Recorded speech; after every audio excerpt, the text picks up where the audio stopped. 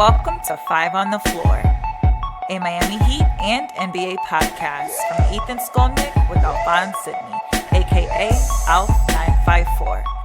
Brought to you by the 5 Reasons Sports Network.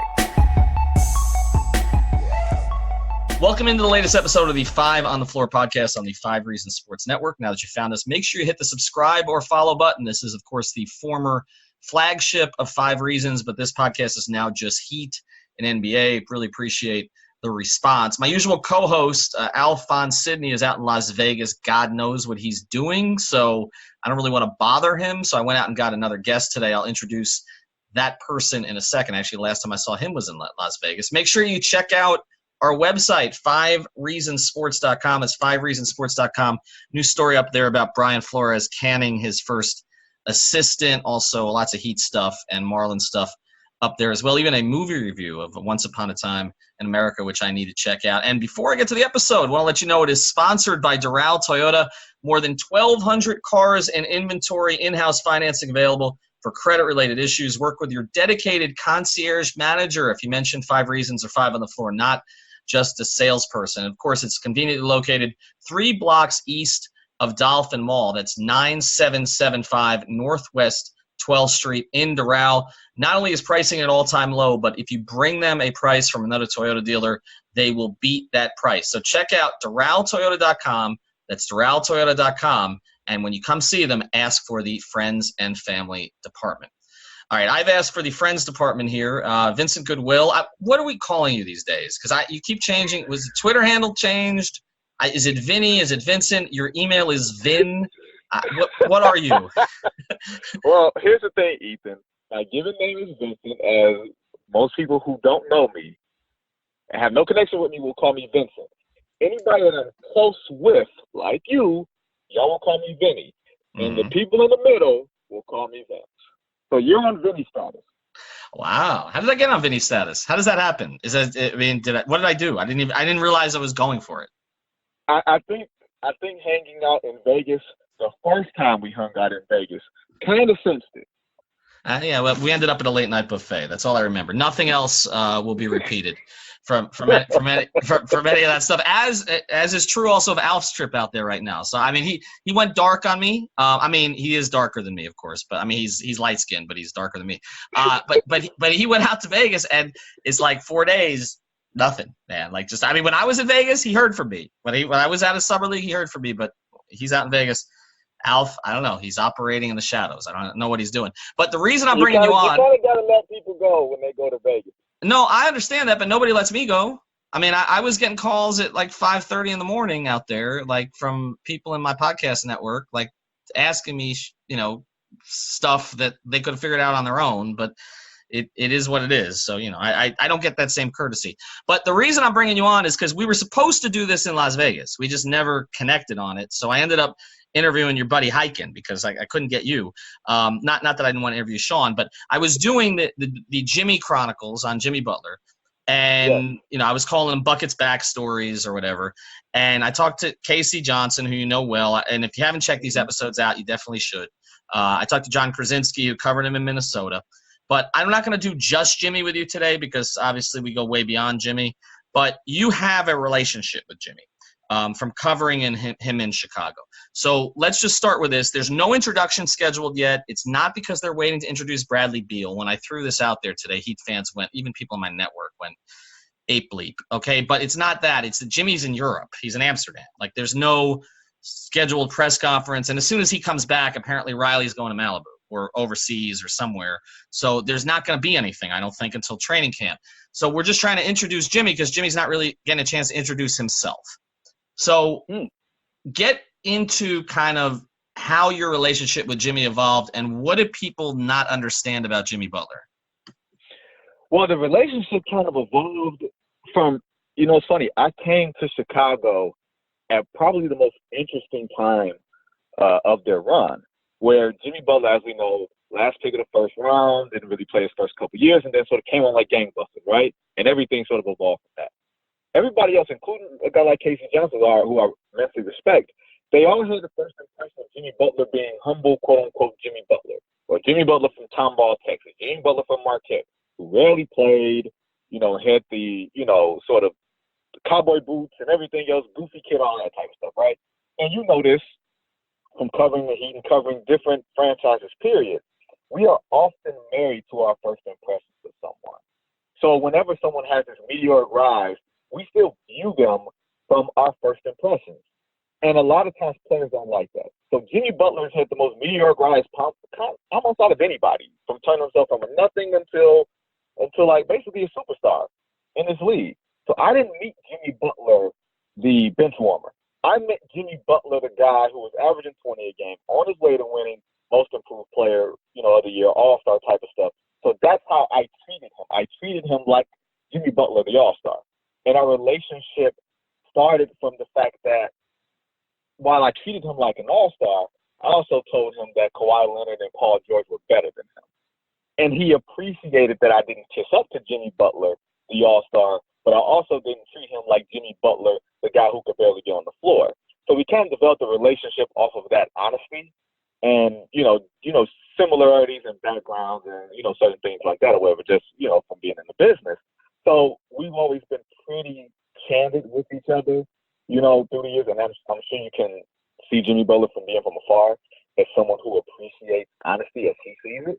Even if you don't think that he likes it, he appreciates the candor. Like, I think that's one thing that maybe he and Pat or he and Spo will probably connect on. It's not necessarily their roles. Like, I know people can look at Spo and saying, Spo used to be in the film room, or the video room type of thing. But Spo probably doesn't want to be reminded of that. Just like Jimmy Butler doesn't like to be reminded of the fact that he had to fax in, his letter of intent to community college and stuff like that. He wants to be treated like Jimmy Butler, the all-star, while also being held accountable as the all-star. And I think to some degree that's where the Heat connection, along with Dwyane Wade and everything else, really sort of, took to him, where he doesn't have to be the adult for everybody. There's an adult in every room in that building, and he can just be Jimmy Butler, the ball player, and be Jimmy Butler, the vocal ball player, when he needs to be, and not necessarily raising anyone up like he's probably had to do in his last, 2 stops. And don't get me wrong, there's some frills to Jimmy Butler that you're going to have to deal with and everything else. Some of the things that have been, well chronicled. But most of the things, in my opinion, were always based off of a level of principle. It's always a matter of, you didn't like how Jimmy went about it. Maybe not, is Jimmy correct? And I think usually that's the line that people tend to forget. And I think by and large, Jimmy's principles have pretty much been in the right place. Yeah, that's interesting what you talk about honesty, because I found that with elite guys in the NBA that they don't like the ass kissing, most of them. Many conversations I had with LeBron and Dwyane over the years were them kind of asking, sort of where they fit or, something like that. Like, it always surprised me how like insecure LeBron could be about certain things when he's the best basketball player in the world, maybe the best athlete in the world. And Dwyane sometimes too, like there is this insecurity that goes through them, and they want, I think a lot of times, even though obviously we can't do what they do, maybe you can, I can't, but we can't do what they do, but they know the people who are there every day and who are watching and who are talking to other people about them, and they seek that, sort of, it's not guidance, but just clarity, right? Like, okay, Right. Am I seeing things the correct way? And a lot of those guys, I mean, again, the big 3 teams that I covered, there was a lot of that, where there was this insecurity and kind of, are we doing things the right way and all of that. Now, I know I want to get back into Jimmy in a second, but again, first, because I didn't introduce this properly at the beginning, you came to Chicago from Detroit, which I know is more home for you. And actually, I met you in Detroit, actually, because I went to do a story on Stan. I spent like 3 days with Stan in Detroit when I was at Bleacher Report. So I think that's where you and I got to know each other a little bit. But then you went to Chicago and you were working for Comcast Sportsnet. So that's what you were doing there. And now, of course, you're at Yahoo Sports covering the NBA at large. But as far as going back to Chicago, and let's take this, because everything in a Heat context is in the context of Dwyane Wade, right? Like that is, I mean, everything this is Dwyane's town. He got it back, even though he's in LA now and they're the LA Wades and whatever. But I mean, it's his town. How are Jimmy and Dwyane, because you covered them together in Chicago. Yeah. And I talked to Casey about this. I talked to Sean about this. But how are they different? they are different in the way that Dwyane was probably a little more. Dwyane was more vocal in spots, I feel like, and more like Jimmy was more everyday. Like, this gets on my nerves. This gets on, I don't like this. This gets on my nerves. Like how do I put this? Jimmy was more jab.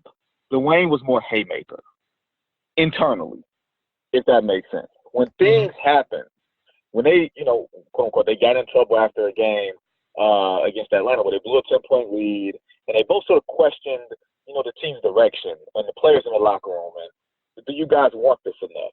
Jimmy went at about like a 6 on the Richter scale. Dwyane went about a 10, but Dwyane didn't go 10 all the time, so it hit people the wrong way. But Jimmy was always at a 6 or a 7. He just never fully went 10. Like, people think Jimmy went 10, but Jimmy didn't really go 10. People just weren't expecting Jimmy Butler, once again, little Jimmy Butler, to be so vocal, to rub people the wrong way. Right. And I think their leadership skills, I think Dwyane is naturally a galvanizing leader. He's very much a big brother. And he's very much a big brother in a way that it's natural for him, whether that's because of how he grew up or, you know what I'm saying, whatever those circumstances that made him him. He made it easy to be comfortable, at least in theory, of handing stuff over to LeBron or walking into Jimmy Butler's team and saying, this is Jimmy Butler's team. Or, you know what I'm saying, whatever place he's been in, he's always found a way to say the right things and to do the right things, even if though in moments they came where you were like, man, Dwyane really stepped up and took it tonight, or Dwyane kind of doesn't seem to feel like this secondary guy that he claims that he is, where Jimmy Butler is still sort of finding his voice in a way of, okay, I'm really good, but how good am I? How good can I take this? Where can I take this? I think Dwyane didn't really have to go through those growing pains. I think his growth was a little more, I won't say natural, it was a little more quicker, where the scrutiny wasn't on him compared to the scrutiny being on Jimmy, where you were around Dwyane when he was really young. Mm-hmm. There wasn't a lot of attention on him to make those verbal mistakes. Well, no, not early, Vinnie. But I think, that first year, if you look at his rookie year, they had Eddie Jones, they had Brian Grant, they had kind of this sort of and that was a weird team. Like, that was a team that people thought might be one of the worst teams in the league. They started 0-7. Stan was literally pulling his hair out, like literally. Like, after you covered Stan, Vinnie. Like, the first I was at the first game in Philadelphia, Dwyane's first ever, road game or game, period, regular season game. And, he played against Iverson and, number 3 and all that. And Stan outside locker room, it looked like he had just lost 100 straight games. They lost one game, and that was Stan. And so nobody was expecting anything from that team. And Lamar, because Lamar Odom was here and he was kind of the big money free agent, a lot more attention went to him. Where it changed for Dwyane was Shaq, because, Shaq – in a lot of ways, and I said this, I didn't really like what Dwyane became for a couple of years, necessarily, because Shaq's influence could be kind of toxic in some ways. It was very Showtime. The two of them would sort of lie about, like, they'd make up stuff to the media about being at the gym at 3 a.m. when they weren't. They were playing games about stuff. It was very Shaq. Shaq could be playful and everything else, but also when Shaq was surly, Shaq was really surly, and then that could rub off. I think Dwyane's whole thing evolved, post Shaq, where he became the only guy on the team, and then it sort of had to be him. But the one similarity between Jimmy and Dwyane is that neither of them were really highly regarded all the way up. Jimmy, you're right, had to write letters to community colleges, but Dwyane, until his junior year of high school, like, nobody knew the hell Dwyane was. So I do think there is some similarities. The other thing that really strikes me that you say, though, Vinny, is this thing that, like, where Dwyane took it to a 10. I think it's really hard for Heat fans to imagine that, because I don't remember one circumstance. It's funny, you, Casey, and Sean have all talked about that Atlanta game, right? Like, that Chicago had, and you've all talked about it. I can't remember one situation in Dwyane playing here for, 16 years, where he went to a 10. I just can't. There's none. Like, even the Indiana series in 12, where they fell behind 2-1. And Dwyane was screaming at Spoelstra on the sideline, basically telling you, I made you and I can end you. Okay. And it was not exactly those words, but that's close to what Brian Windhorst and I heard aside. And even after that, Dwyane was like pulled it back, like in the locker room. Like he didn't like the only times Dwyane ever sort of got angry at me was when I was kind of pressing him to criticize Spoelstra a little bit. And he just, I remember once, I think it was during that series, he looked at me and says, "Don't do that. Don't put me in that position again, please." So it's surprising for me when you say, well, Dwyane would take it to a 10, but Jimmy would, I guess, be a little more diplomatic or hesitant about it, because I think from the outside, or what Heat fans would perceive, is that Jimmy is the more sort of direct, in-your-face personality than Dwyane is. That Dwyane is a little bit more, in a good way, I think, but a little bit more of a politician, a little bit more of kind of viewing other people and their feelings and making sure that he's, not damaging. So, I mean, Dwyane had to play with Michael Beasley and Hassan Whiteside, okay? I mean, seriously. Okay, all right? And like would get asked about them constantly. Could they be what they were supposed to be? Could Bees take things seriously? Was Hassan going to play up to the contract? And Dwyane, like, he would poke sometimes but never really went after them the way that you would think. So, again, I just think as Heat fans hear this, to hear that Jimmy is more reserved than Dwyane, I think they would find that surprising. Here's the thing. Here's probably why Dwyane didn't. Because I don't think Dwyane ever went through a period of severe mistrust with coaching and management the way that maybe he did in Chicago. And when you aren't as invested, you don't have to watch your words as carefully. You know what I'm saying? Like, you can just be completely free, and you don't have to sort of use those filters that you would maybe in a natural situation where you have a lot of sweat equity. You know what I'm saying? Like, in Miami, he had the sweat equity, whether it was liked or loved during those Shaq years, that created something with him. The run in 05, the championship in 06, and knowing, okay, they're at least going to do things to help us win championships, or at least put us in the conversation.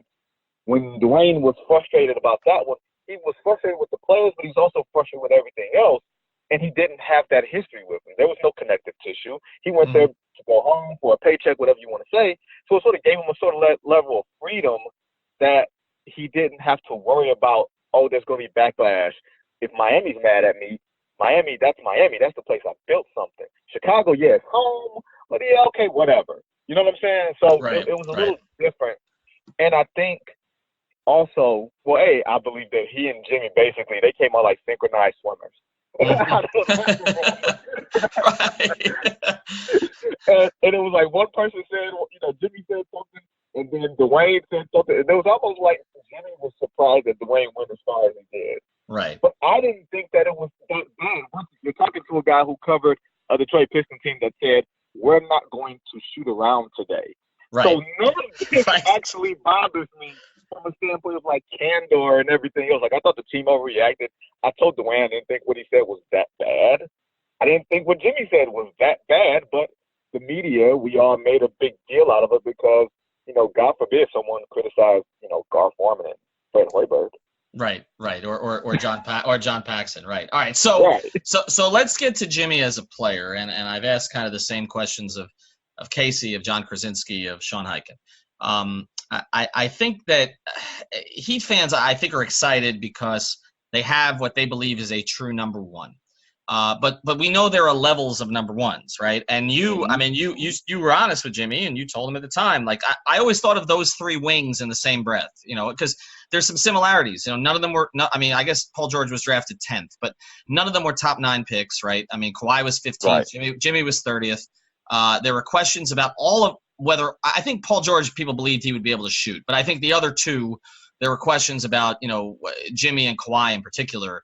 What kind of shooters they were going to be. They all kind of made their name on defense initially before they became kind of elite offensive players. So now we've seen, Kawhi is arguably the best player in the league. I don't think it's that arguable anymore. And that's not a shot at LeBron. If he gets himself in shape and is playing with the right players, then to me, he's the only other one who puts himself there now that Durant is out of the conversation this year. And Paul George, I think proved last year that he is clearly a top 10 player. Like, where you put him, I'm not sure, but he's clearly top 10. So what is the gap now, in your view, between Kawhi Leonard, true number one, just won a championship, he's a number one. Paul George didn't win a championship, but he was playing with Russ. I know your feelings on Russ. I don't want to spend a whole podcast on this because you would have disagreed with me about the Heat trying to get Russ, and you would have agreed with my co-host. So I don't want to go there. But what is the gap between Kawhi, Paul George, where there's clearly a little bit of a gap between the two of them, but it's not huge, and Jimmy Butler? You're not going to agree with me when I say this. I think for as good and as great as Paul George is, he's number one talent, but comfortable being a number two. Like his mindset isn't a dominant mindset. Like he went from comfortably playing next to Russell Westbrook and being a MVP type of player, having MVP numbers, to now going to the Clippers where he knows he's going to be number two in a city that he grew up in to another guy who virtually plays the same position and probably does everything he does just a little bit better. I think Jimmy Butler is probably in between those two in terms of mindset. Okay. Let's just not say he's a number one. Let's say he's a 1.5. Okay. Because personality-wise, I think he's every bit of the person sort of, I won't say the leader because I think that those things are overused, but I think that's the mindset, like the dog mindset that I'm going to compete every day, set the example, blah, blah, blah. Like, he's that guy. But I also believe that he's the guy in the fourth quarter where you hand him the ball and you say, get out of the way. Now, can he be your best player on a championship team? I'm not sure.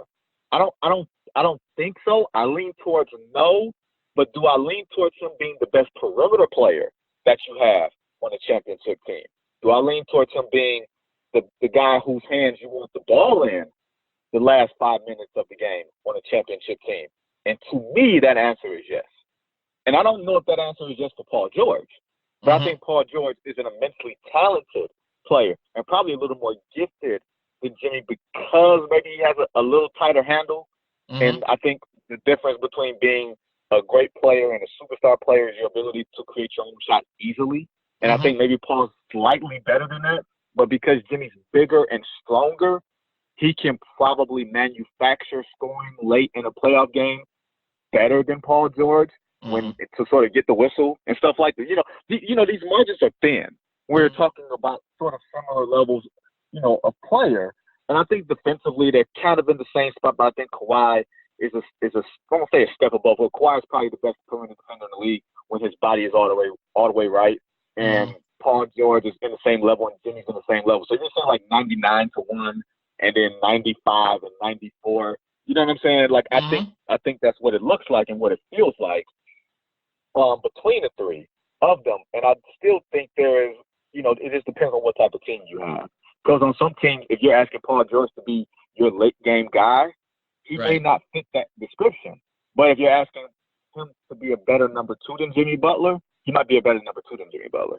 Yeah, see, I think that it's weird with Jimmy because I agree with you. I think Jimmy needs to be a number one for a personality standpoint. But like you said, I don't know if you win a championship with Jimmy as your number one. So you are kind of in between, and I think that's why Heat fans are, looking at Bradley Beal because they're like, okay, well, maybe Jimmy can be your number one from a personality standpoint, but if Bradley Beal can get you 35, then you're okay.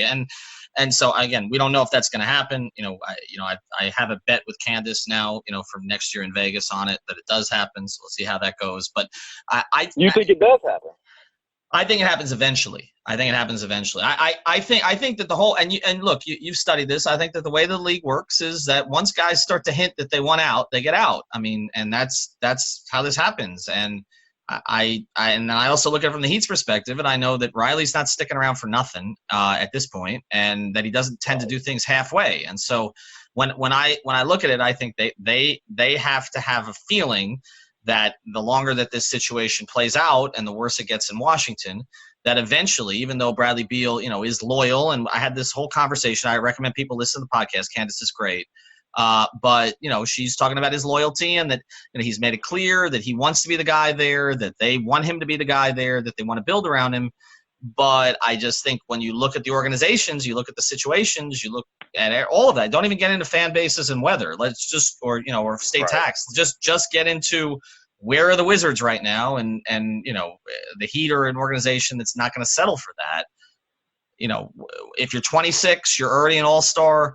You're an all-NBA type player. where do you want to spend your next few years? I mean, up there waiting on that thing that's never worked, or you want to come down here and maybe it doesn't work, but there is, as you said, a track record of it working, the track record of, that Dwyane trusted, and all the same people are here. So if you were to say, is Bradley Beal eventually a member of the Miami Heat, I would say 60% yes, but I don't know when, right? Because it's just a question of, when you can make salaries match and when Washington gives up on the situation. So, and decides, look, we're just going to bottom out. So that's the way that I view it. But one more thing on Jimmy, and I just want to go around the league with you for this.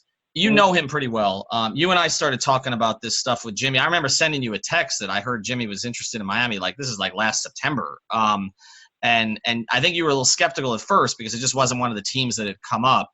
Had he ever expressed a desire to be here while he was in Chicago? Did he and you over here, Dwyane and him, talking about quote unquote Heat culture or any of that stuff? I put it in quotes now because I hate the slogan, but I mean, Heat culture is getting is getting Ronnie Magruder paid somewhere else. It's let's win.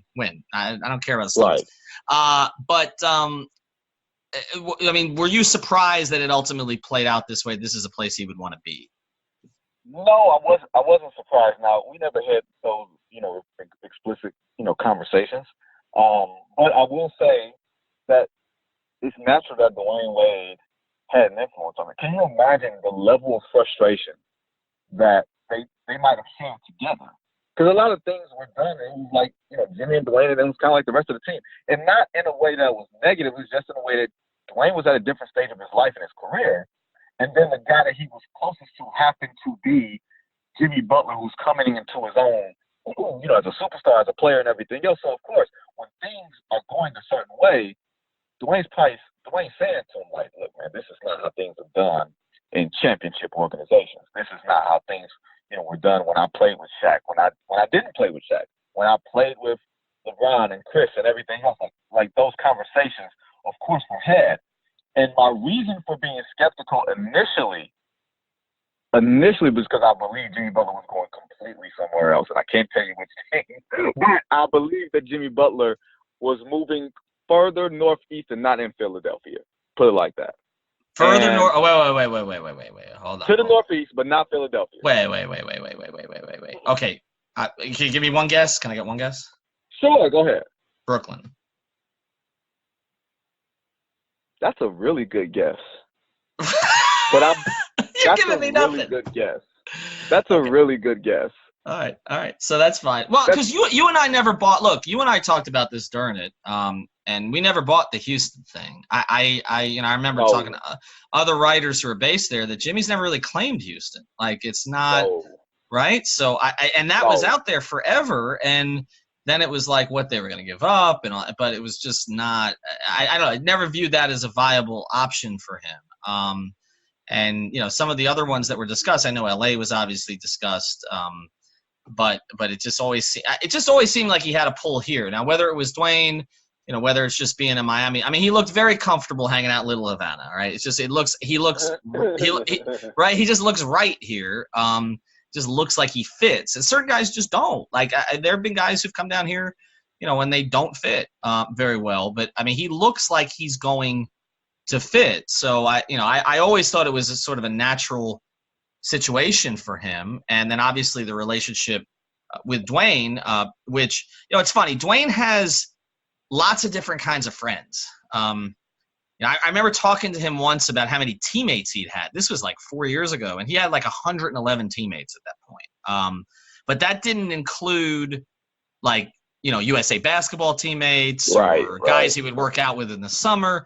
And it's just funny because it was like you never really heard Dwyane. There's certain guys in the league that had enemies, right? Like there's just guys that don't. There was never really that with Dwyane. Like I mean, some like a Durant would take a pot shot at him, right? Then you'd find out he was working out with KD. He just didn't have. I don't know. It came across during the obviously the jersey thing, right? The jersey swap thing. That was like, wow, everybody liked Dwyane. Like there weren't kind of those resentments.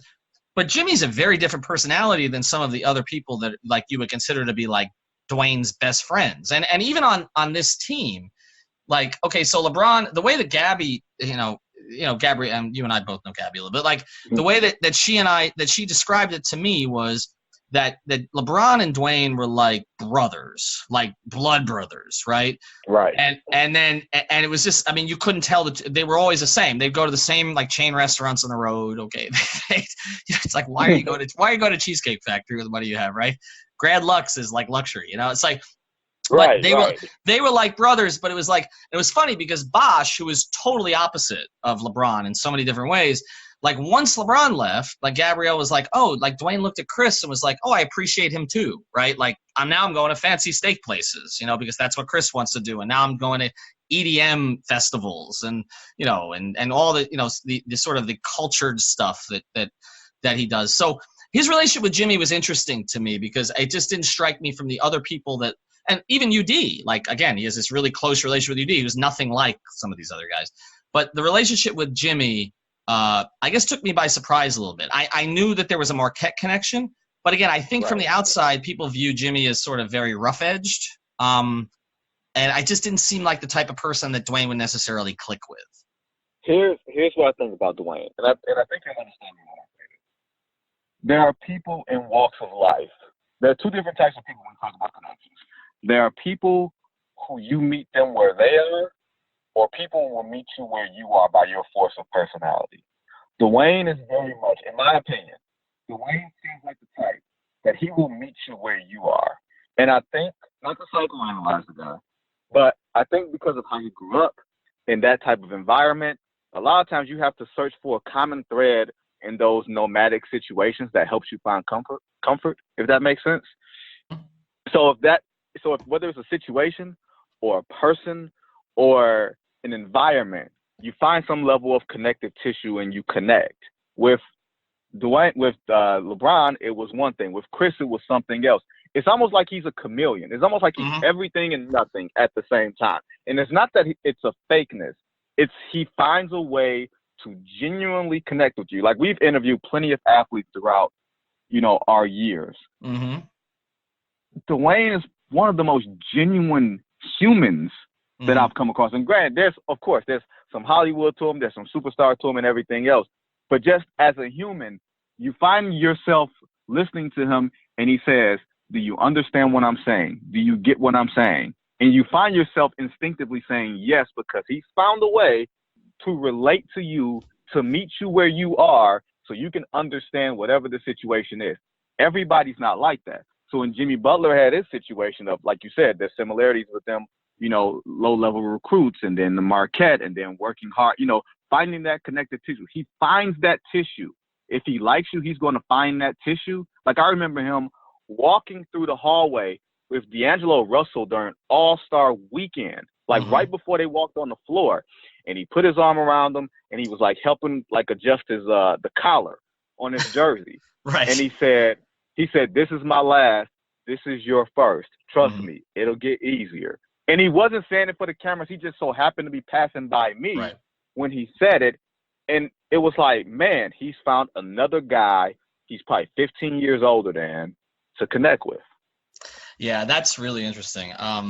We were going to talk a lot of other NBA stuff, but I find this topic more interesting, so we're just staying on this. You're totally right about him, because I can speak to personal situations that I've had that are similar to his, and sort of the advice he's given, just sort of unsolicited.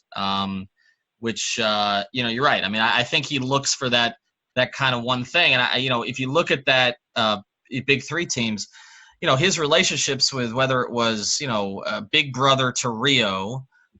Or some of the his happiest moments in those big three rooms were like him and hanging out with Mike Miller. Like Mike made him laugh. Like it was just, I mean, Mike made a lot. Mike has that quality too.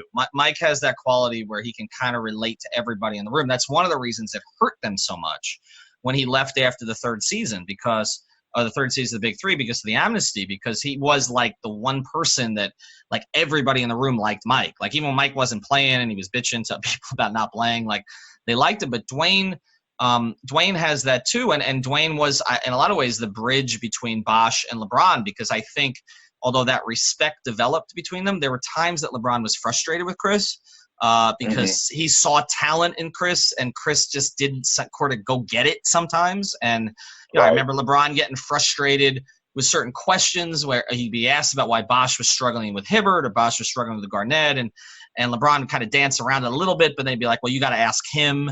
And I always felt like Dwyane, and I always go back to this, and I talked to Bosh about this on, I did about 40 minutes with Bosh, on the podcast, which people can still find. It's in our library. And I asked about the first press conference they had at UM, and, Dwyane was sitting between the two of them, and Chris laughed because I said, what do you remember? He says, well, LeBron and I wore the same suit. And he was embarrassed, and he was, that's very Chris. Like, that's very Chris. That's the thing that would be bothering him there. But LeBron was fidgety. LeBron was tapping his fingers the whole time. And Dwyane took the mic, to sort of narrate the whole thing, to be the MC of the whole thing, because he could tell both guys were uncomfortable. So I do think that's what has made Dwyane really unique, is because you do not hear. I've never heard a teammate. I've heard some teammates who were a little annoyed, with the knee maintenance, particularly like the last year of it. And I think that team was they were just sort of tired of each other. And Dwyane said that too.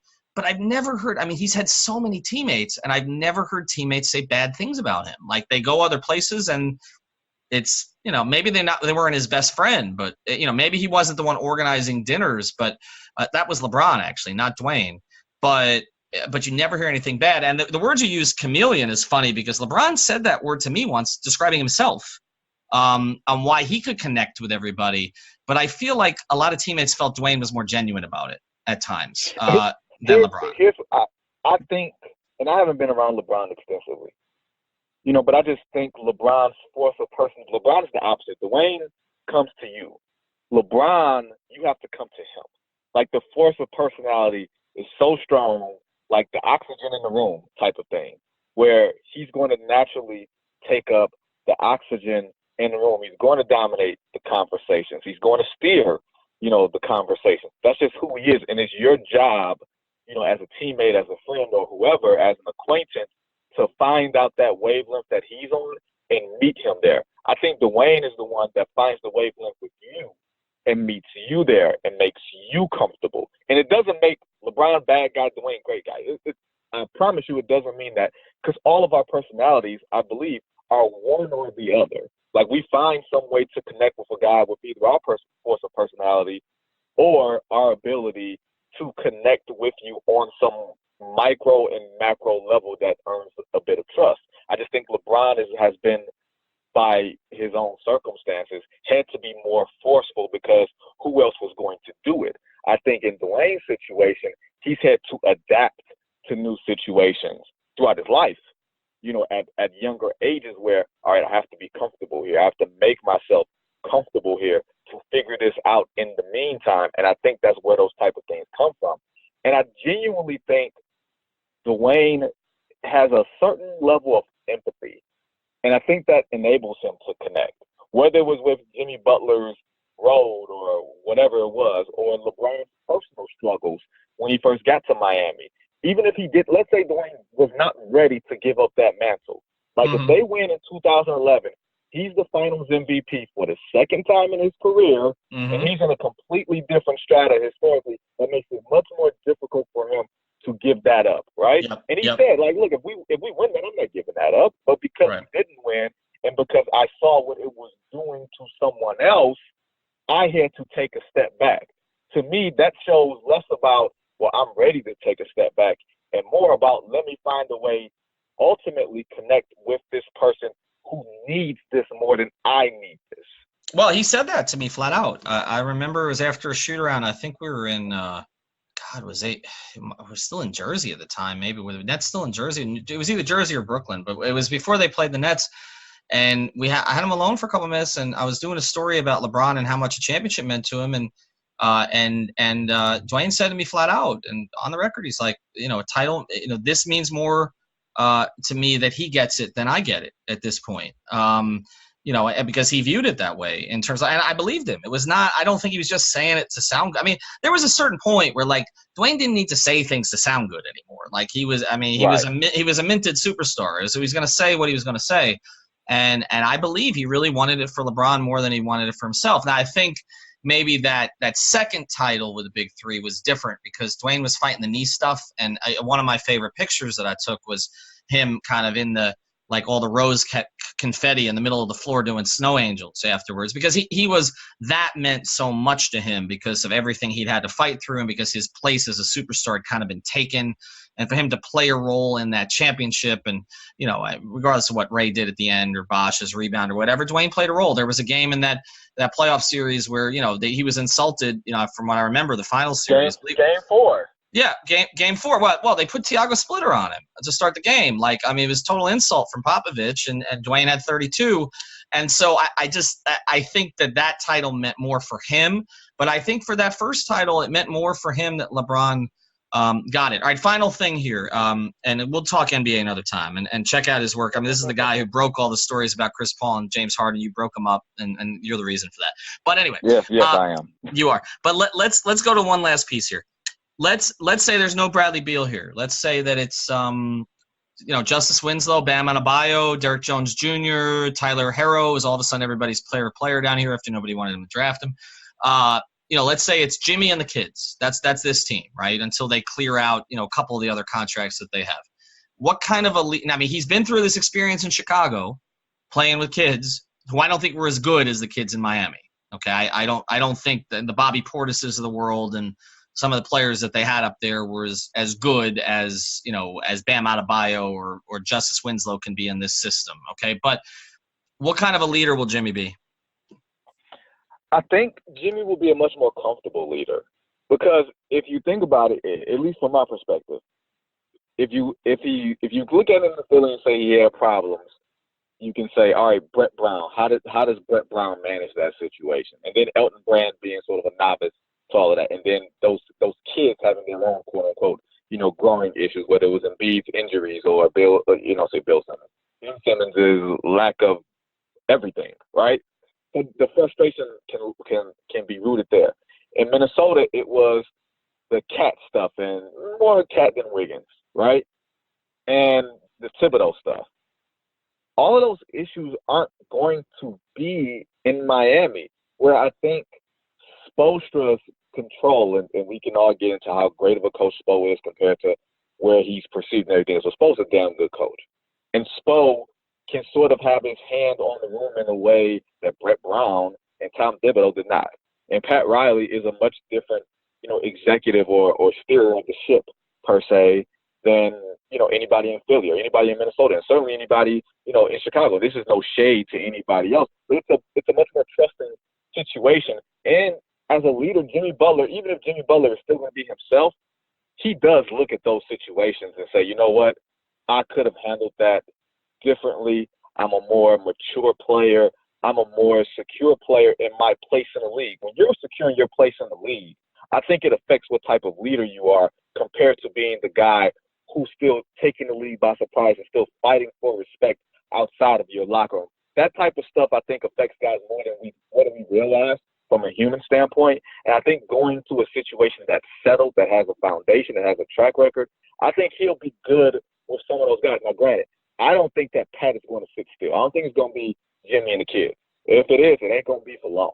Like, I think Pat's going to do something. I thought Russ was going to be there. And although I'm not a Russ fan in that way, I would say I thought Westbrook with Spo, with Riles, with Jimmy would have brought out the best of what's left of him. Agreed. Compared to Houston. That's why I wanted the move. I also thought, and look, we can argue about the contract, but I also thought that whereas people were worried about Jimmy and him butting heads, I think it would have worked, honestly. I think they have that kind of competitive – like I always say this, the things that scare other organizations are the things that he'd embrace. So like that attitude where they might have killed each other in practice, like that would have been celebrated here. It's different. It would have been encouraged.